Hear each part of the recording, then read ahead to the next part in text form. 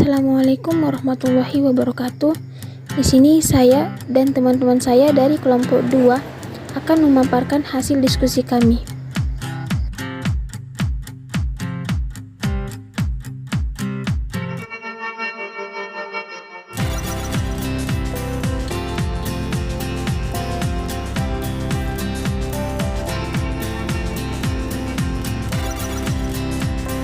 Baik, saya akan menjelaskan tentang makna dari aksiologi. Sebagai bagian dari ilmu filsafat, khususnya filsafat ilmu, aksiologi secara formal baru muncul pada abad ke-19. Aksiologi adalah istilah yang berasal dari bahasa Yunani, yaitu asios, yang berarti sesuatu atau wajar, sedangkan logos yang berarti ilmu. Aksiologi dipahami sebagai teori nilai. Ada beberapa para ahli yang mengemukakan pendapatnya tentang aksiologi. Pertama, menurut John Sinclair, dalam lingkup kajian filsafat ilmu merujuk pada pemikiran atau suatu sistem seperti politik, sosial, dan agama. Sistem mempunyai rancangan bagaimana tatanan, rancangan, dan aturan sebagai satu bentuk pengendalian terhadap satu instruksi dapat terwujud. Sementara menurut S. Surya Sumantri, mengartikan aksiologi sebagai teori nilai yang berkaitan dengan kegunaan dari pengetahuan yang diperoleh. Dan menurut Sarwan mengatakan bahwa aksiologi adalah studi tentang hakikat tertinggi, realitas, dan arti dari nilai-nilai, ataupun kebaikan, keindahan, dan kebenaran. Sedangkan menurut Kamus Besar Bahasa Indonesia, aksiologi adalah kegunaan ilmu pengetahuan bagi kehidupan manusia, kajian tentang nilai-nilai khususnya etika. Aksiologi merupakan cabang filsafat ilmu yang membicarakan tentang tujuan ilmu pengetahuan itu sendiri dan bagaimana manusia menggunakan ilmu tersebut. Hakikat yang ingin dicapai aksiologi adalah hakikat manfaat yang terdapat dalam suatu pengetahuan. Serta objek kajian aksiologi adalah menyangkut masalah nilai kegunaan ilmu, karena ilmu harus disesuaikan dengan nilai-nilai budaya dan moral sehingga nilai kegunaan ilmu itu dapat dirasakan oleh masyarakat. Aksiologi disebut juga teori tentang nilai. Di sini, nilai yang dimaksud adalah sesuatu yang dimiliki manusia untuk melakukan berbagai pertimbangan tentang apa yang dinilai, yang menaruh perhatian terhadap baik dan buruk atau good and bad, benar dan salah atau right and wrong, serta tata cara dan tujuan terhadap sesuatu yang dinilai. Ada beberapa karakteristik nilai yang berkaitan dengan teori nilai, yaitu 1. Nilai objektif atau subjektif. Maksudnya di sini, nilai itu objektif jika ia tidak tergantung pada subjek atau kesadaran yang menilai. Sebaliknya, nilai itu subjektif jika eksistensinya, maknanya, dan validasinya tergantung pada reaksi subjek yang melakukan penilaian tanpa mempertimbangkan apakah ini bersifat psikis atau fisik. Kedua, ada nilai absolut atau relatif. Yang dimaksud dengan nilai absolut adalah suatu nilai yang bersifat mutlak, dan yang dimaksud dari nilai relatif adalah suatu nilai yang bersifat tidak mutlak. Suatu nilai dikatakan absolut atau abadi apabila nilai yang berlaku sejak masa lampau dan akan berlaku sepanjang masa, berlaku bagi siapapun tanpa memperhatikan ras maupun kelas sosial. Sedangkan nilai yang dikatakan relatif atau tidak mutlak adalah nilai yang berlaku di suatu peristiwa atau kondisi tertentu. Nilai tersebut belum tentu ada saat di masa lampau, serta belum tentu juga ada di masa yang akan datang. Baiklah, di sini saya akan melanjutkan pemateri pertama, di mana saya akan menjelaskan B. Metafisika aksiologi. Metafisika merupakan cabang filsafat yang membicarakan tentang hal-hal yang sangat mendasar yang berada di luar pengalaman manusia. Metafisika mengkaji segala sesuatu secara komprehensif yang mana metafisika merupakan cabang filsafat yang membicarakan sesuatu yang bersifat keluar biasaan, yang berada di luar pengalaman manusia. Menurut Ahmadi, metafisika mengkaji sesuatu yang berada di luar hal-hal yang biasa yang berlaku pada umumnya, atau hal-hal yang tidak alami, serta hal-hal yang berada di luar kebiasaan atau di luar pengalaman manusia. Menurut Aristoteles, ilmu metafisika termasuk cabang filsafat teoritis yang membahas masalah hakikat segala sesuatu, sehingga ilmu metafisika menjadi inti filsafat. Selanjutnya, Aristoteles menjelaskan bahwa masalah-masalah yang metafisika merupakan sesuatu yang fundamental dari kehidupan. Oleh karena itu, setiap orang yang sadar berharap dengan sesuatu yang metafisika tetap tersangkut di dalamnya. Selanjutnya, manfaat metafisika bagi pengembangan ilmu atau aksiologi. Aksiologi sebagai filsafat yang membahas apa kegunaan ilmu pengetahuan bagi manusia. Aksiologi menjawab, untuk apa pengetahuan yang berupa ilmu itu dipergunakan? Bagaimana kaitan antara cara penggunaan tersebut dengan kaidah-kaidah moral? Bagaimana penentuan objek yang ditelaah berdasarkan pilihan-pilihan modal?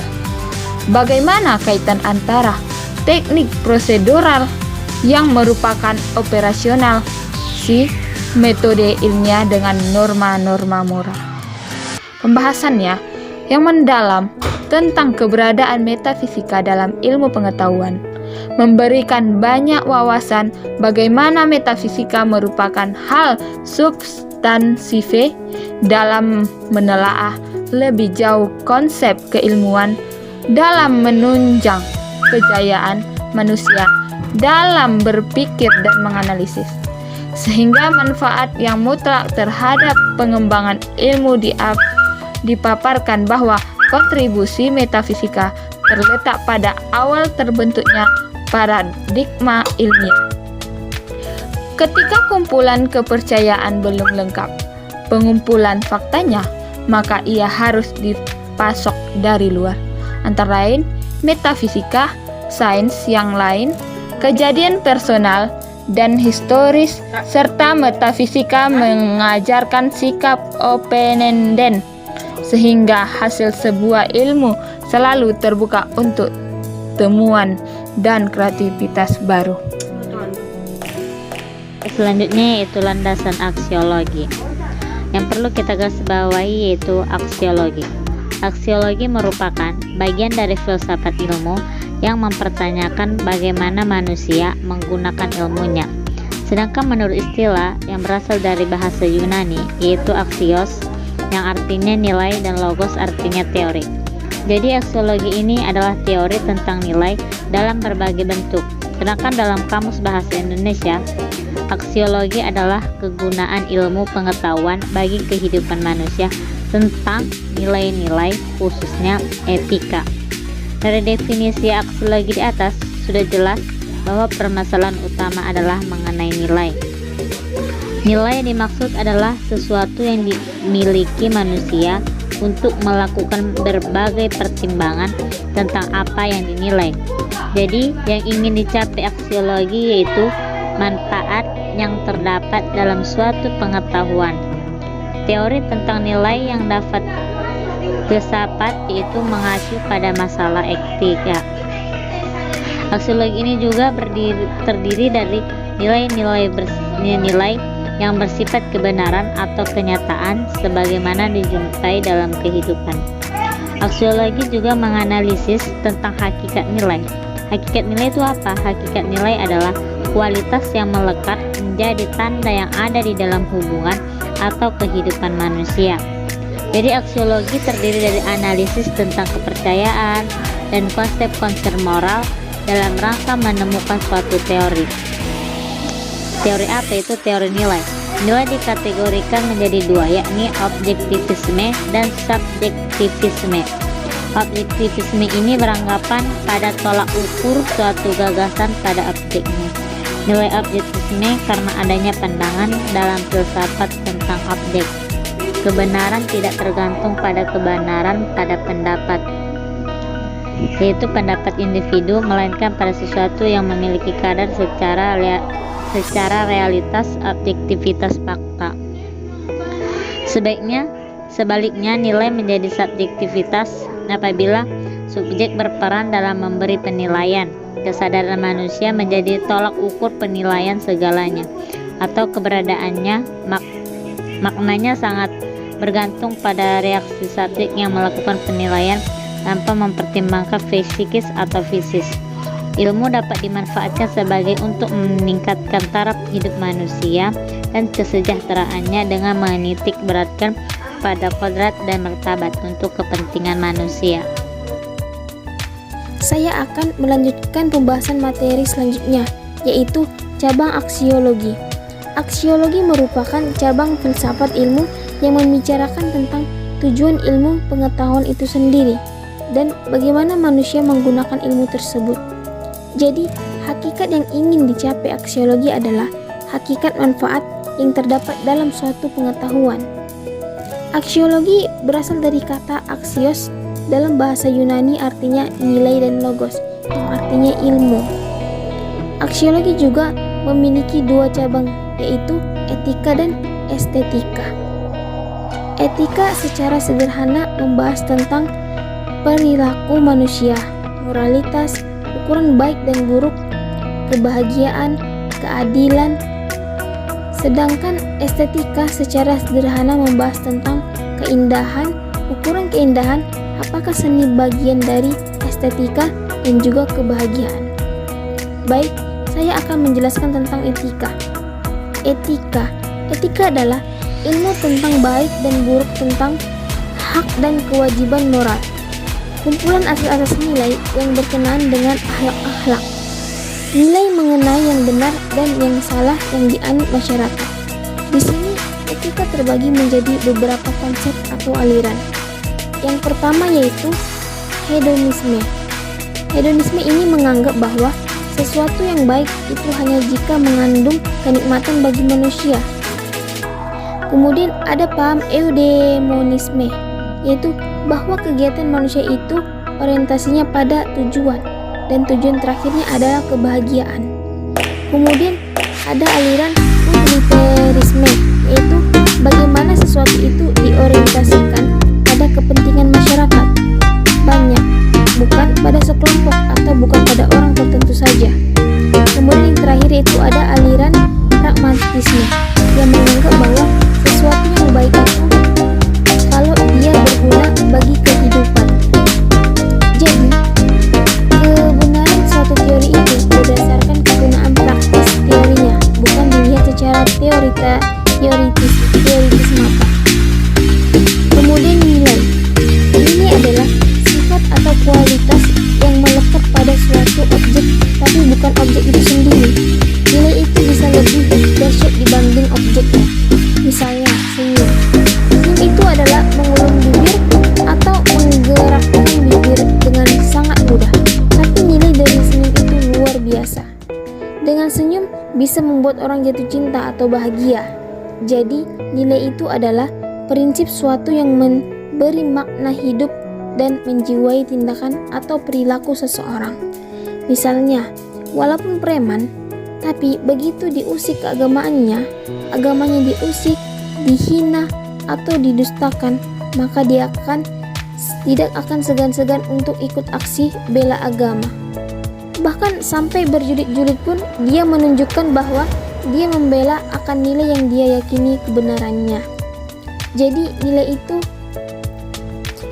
nilai ini kemudian akan diterjemahkan ke dalam kaidah yang lebih normatif, kaidah atau pedoman untuk melakukan sesuatu. Ini adalah norma. Norma ini terbagi menjadi dua, yaitu ada norma khusus dan ada norma umum.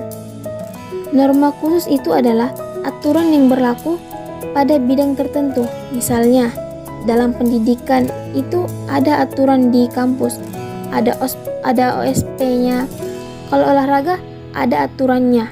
Kalau komunikasi ada aturannya juga. Apalagi pada ajaran agama, banyak sekali aturannya. Yang kedua adalah norma umum. Ini bersifat umum dan universal. Ada beberapa jenis norma umum. Yang pertama, ada sopan santun atau kesantunan. Kemudian norma hukum. Norma hukum adalah himpunan petunjuk hidupnya yang berisi perintah, arahan, dan mengatur. Kemudian norma kebiasaan. Ini adalah perbuatan yang dilakukan secara berulang-ulang sehingga menjadi suatu kebiasaan. Kemudian moral. Teori moral yaitu baik buruk perbuatan akhlak yang dimiliki. Kemudian estetika. Estetika itu dikaitkan dengan seni karena estetika lahir dari penilaian manusia tentang keindahan. Estetika itu akan menyangkut tentang perasaan, dan perasaan ini adalah perasaan indah. Jadi, nilai dari suatu keindahan itu bukan semata-mata pada bentuk objeknya atau kualitas objeknya, tetapi pada isi atau makna yang dikandungnya. Jadi, nilai itu adalah apa yang terkandung dari aspek batin, bukan hanya dari aspek lahirnya. Misalnya, perempuan cantik. Perempuan cantik itu belum tentu indah, karena cantik belum tentu menimbulkan kesenangan. Dan sudut pandang seseorang itu berbeda-beda. Selanjutnya yaitu kegunaan aksiologi. Peran utama aksiologi ini adalah memberi arah pada manusia untuk melakukan suatu tindakan yang lebih baik. Di sini aksiologi juga berperan sebagai pembimbing dalam diri manusia untuk melahirkan suatu keindahan dalam dirinya. Dalam filsafat, ilmu juga dikaitkan dengan nilai. Nilai ilmu terletak pada manfaat yang diberikan sehingga manusia dapat melakukan berbagai pertimbangan tentang apa yang dinilai. Aksiologi adalah teori nilai yang berkaitan dengan kegunaan dari pengetahuan yang diperoleh. Dengan aksiologi, kita mempelajari tentang apa guna dari ilmu pengetahuan yang didapatkan atau nilai-nilai yang kita peroleh dari sebuah ilmu pengetahuan. Aksiologi ini juga sangat penting sebagai dasar untuk menganalisis penerapan teori pendidikan yang berkaitan dengan tujuan pendidikan, terutama nilai. Dan nilai religius adalah dasar atau sumber nilai bagi nilai kemanusiaan. Juga memberikan dasar pertimbangan dalam menentukan tujuan pendidikan, yaitu dapat menentukan nilai-nilai yang akan dianut dalam tujuannya sendiri, atau mempertanyakan bagaimana manusia menggunakan ilmunya, atau juga berperan arah untuk memberi peran arah pada manusia untuk melakukan suatu tindakan yang lebih baik. Mungkin cukup sekian yang dapat kami sampaikan. Kurang dan lebihnya kami mohon maaf. Wassalamualaikum warahmatullahi wabarakatuh.